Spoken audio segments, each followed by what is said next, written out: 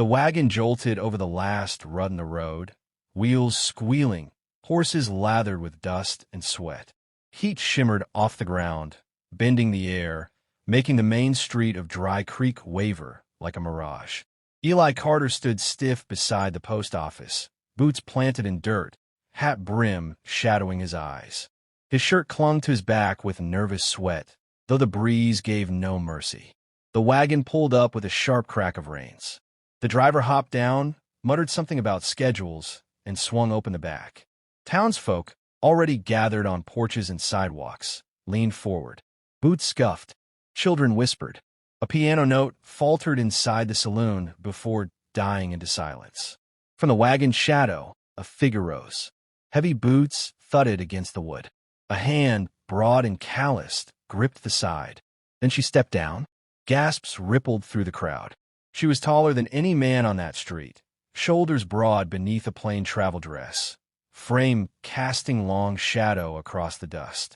Her hair was tied back in a rough braid, streaks of sun catching in the strands. Her eyes, storm gray, unblinking, swept the onlookers, then settled on Eli. Eli's jaw tightened. He had expected someone small, delicate, like the picture he had clutched in his pocket for months. Instead, the woman before him looked as if she had walked out of the canyons themselves, carved of stone and weather. The townsfolk didn't stay silent long. A bark of laughter came from a ranch hand near the hitching post. Another voice chimed in, half mocking, half awed. Looks like Carter's bride could carry him home herself. More laughter followed, harsh and cutting. Eli felt his stomach twist, the heat of shame crawling his neck. He wanted to shrink beneath their stares. But the woman didn't flinch. Her chin lifted. Her gaze slid across the crowd, steady as a rifle sight. The laughter broke, sputtered, and died, leaving only the creak of the saloon's swinging doors and the restless stamp of horses. She stepped closer to Eli, boots stirring up puffs of dust. Her voice, low and even, carried without strain. Eli Carter? His throat was dry.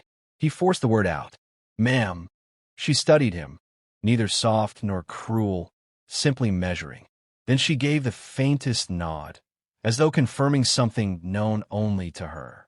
The wagon driver spat, climbed back onto the seat, and snapped the reins. Wheels rattled away, fading down the desert road until nothing remained but dust hanging in the air. For a moment, no one breathed. Then the church bell tolled noon, each note falling heavy across the street. Eli's heart pounded in his chest, a rhythm too loud for silence. The storyteller's voice, older than the wind itself, cut through the years. And so it was on that blistered day, the loner rancher found not the bride he prayed for, but a woman whose shadow carried storms yet to break. The axe split through the log with a single strike, shards flying, thudding into the dirt. Mara raised the axe again, shoulders glistening with sweat, and brought it down clean. The pile of split wood stacked higher with every swing. Across the yard, Eli stood at the fence, hammer in hand, nails trembling between his fingers. The board slipped, bent wrong, and his curse was swallowed by the dry wind. The ranch hands muttered while passing with buckets. She works like 3 men, one said under his breath. She don't even breathe hard, another whispered back. Eli heard every word. He gripped the hammer tighter, knuckles whitening. Each strike against the post rang dull, crooked, unlike her crisp rhythm of axe against wood. A shadow of clouds crawled across the prairie, dimming the sun.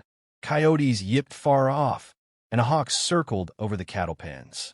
The land itself seemed restless. That night, lantern light flickered through the ranch house windows. Mara sat at the table, sleeves rolled, scars like pale rivers across her forearms. She chewed bread slowly, eyes fixed on the door as though expecting it to burst open. Eli poured coffee with a shaking hand, the silence between them louder than any words. Boots scuffed the porch. A rider leaned in the open doorway, hat low, dust coating his coat. His voice was taut. They're close. Hollow spurs crossed Black Creek yesterday. The name stiffened the air. Even the lantern flame seemed to pause. Mara's fork froze halfway to her mouth. Her eyes darkened, heavy with something unspoken. The rider tipped his hat and vanished into the night. The door shut. The silence returned. Hours later, Eli found her outside, standing beneath the stars, hands clenched around a small silver locket. The breeze tugged her braid, carried the faint howl of coyotes. She didn't look at him when she spoke. They burned my land, killed my husband, took everything but breath. Eli's chest tightened. The stars above burned cold and distant, a sky without mercy. She turned then, storm gray, eyes glinting in lantern glow from the window. If they come here, they'll be hunting me. Best you know that now. The cattle lowed restless in the pens. Far off, thunder grumbled, though no storm showed on the horizon.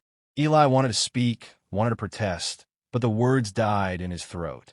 Mara looked past him, gaze fixed on some memory that refused to die. The storyteller's voice rumbled, as though carried on that thunder. So it was that shadows fell upon the Carter Ranch, not from storm clouds nor setting sun, but from the riders whose cruelty rode ahead of them like a plague. The hollow spurs rode in with a thunder of hooves, dust boiling behind them, rifles glinting under the noon sun. The street of Dry Creek emptied at once. Doors slammed, shutters clapped shut, children yanked into shadow. Only the wind remained, curling grit around boots and hooves. At their head, Silas Crow swung down from his horse, coat black as crow's wings, eyes pale and cruel. His voice rolled down the street, steady, mocking. "Mara Callahan, step out, or I'll burn this town to ash." The saloon doors groaned, stilled. The piano strings quivered in silence. Eli stood frozen at the edge of the street, hat low, chest tight. The ground seemed to tilt beneath him. Then she came. Mara pushed through the saloon doors, rifle in hand, each step shaking dust from the boards. The murmurs of townsfolk hiding in doorways stilled. She walked into the open as if the bullets already owed her their respect. Her voice cut like iron. "You should have finished me when you had the chance." Silas grinned, teeth sharp in the sun. "Reckon I'll finish it now." The air snapped. Rifles leveled. Fingers twitched. Eli felt the weight of his revolver at his hip, heavier than ever, his hand trembling against it. His breath rasped loud in his ears, louder than the silence that stretched and stretched, until the crack of a shot split it wide. Mara's rifle boomed. A hollow spur dropped from his saddle, body thudding into the dust. Chaos exploded. Gunfire roared through the street. Windows shattered. Horses reared, screaming. Smoke and dust swallowed sight. The world reduced to flashes of muzzle fire and the hiss of ricochets. Mara strode forward, reloading with a speed that came from grief hardened in a muscle memory. Each shot she fired struck true, each step pressing the gang backward.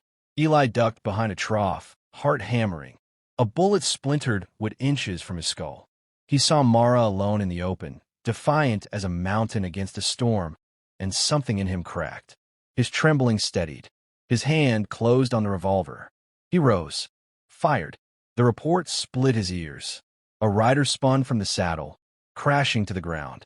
Eli fired again, hands burning but steady now, the fear drowned beneath something fiercer.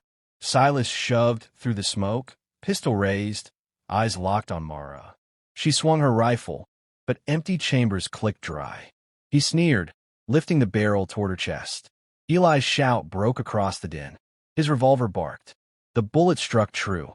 Silas staggered, eyes wide, mouth twisting as he collapsed backward into the dust. Silence fell, broken only by the hiss of smoke and the rasp of Eli's breathing. The hollow spurs reeled, scattered, spurred their horses into retreat, leaving bodies and dust behind. The storyteller's voice carried the weight of it, deep as canyon stone. And there, in the heart of Dry Creek, the quiet rancher's hand found its courage, and the woman of storms broke the gang that had haunted her steps. Justice spoke, and the land listened. Smoke still drifted through the street, curling from shattered windows, mingling with the copper tang of blood. The bodies of the hollow spurs lay where they'd fallen, boots twisted, faces stilled. The town breathed again in cautious gasps. Doors creaked open. Children peered from behind skirts. The blacksmith stepped into the light with hammer still in hand. Mara stood in the dust, rifle slung limp at her side, hair loose from its braid, face streaked with grit and sweat. She did not smile, nor bow her head in triumph. Her eyes searched the horizon where the last riders fled, gray and unyielding. Eli lowered his revolver, hand trembling only now that the danger had passed. He wiped the sweat from his brow, left a streak of dirt across his temple. His chest rose and fell heavy, each breath tasting of smoke. He looked at Mara, taller, stronger, scarred, and something inside him shifted, the hollow he'd carried filling with the weight of her presence. The church bell tolled once, deep and solemn. Then the townsfolk moved, slow at first, then gathering in the street, their whispers swelling. They looked at Mara with a mix of awe and fear, at Eli with quiet respect. A boy's voice rose clear. "Ma says that giant lady saved us." Laughter bubbled, not cruel this time, but bright, rolling like water over stone. Mara's shoulders eased the smallest degree. Eli touched the brim of his hat, a silent gesture, and for the first time, she met his eyes with something close to warmth. The dust settled. The sun slid lower, bleeding red across the canyons. Horses shifted, stamping restless, but the town held still as if listening. And the storyteller's voice, carried on wind through the years, sealed the memory. They say Dry Creek never forgot that day.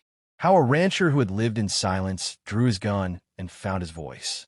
How a woman twice his size walked into town not as a bride, but as judgment itself, and broke a gang with nothing but will and steel. Children grew tall on the telling, whispering of the giant bride and the quiet man who stood beside her. Some say she roams the canyon still, rifle on her back, eyes sharp as stormlight. Others swear they hear his hammer ring at night, steady as a heartbeat across the desert plains.